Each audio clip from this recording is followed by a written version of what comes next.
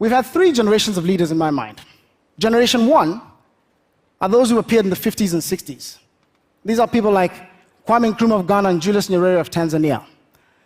The legacy they left is that they brought independence to Africa. They freed us from colonialism, and let's give them credit for that.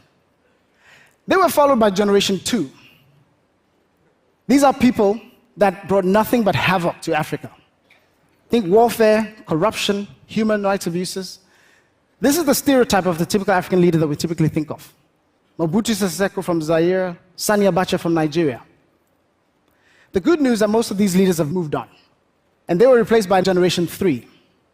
These are people like the late Nelson Mandela and most of the leaders that we see in Africa today, like Paul Kagame and so forth.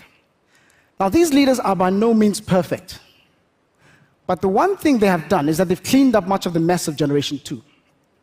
They've stopped the fighting, and I call them the stabilizer generation. They're much more accountable to their people. They've improved macroeconomic policies. And we're seeing for the first time Africa's growing, and in fact, it's the second fastest growing economic region in the world. So these leaders are by no means perfect, but they are by and large the best leaders we've seen in the last 50 years. So where to from here?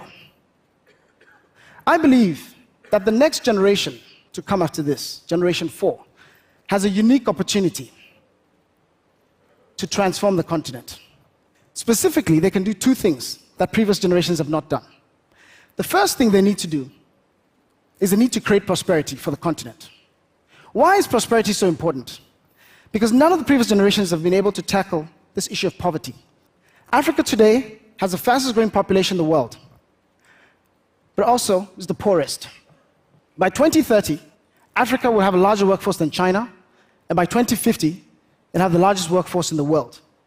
1 billion people will need jobs in Africa. So if we don't grow our economies fast enough, we're sitting on a ticking time bomb, not just for Africa, but for the entire world.